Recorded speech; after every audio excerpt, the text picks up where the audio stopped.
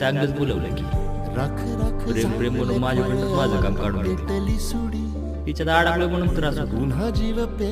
चांगलं माहिती माझं मन तिच्यात अडकलं, त्याचाच फायदा घ्या. ती म्हणली असते ना मला, मी सगळं सोडून दिलं असतं. असं प्रेमाचं नाटक नव्हतं करायला पाहिजे. निखाराची वाट ही जरी उधळीन जीव तुझ्या पायी रमानसा उधळीन जीव तुझ्या हो, काय झालं तुम्हाला? तुम्ही असं का बसलाय? सांगा की मला.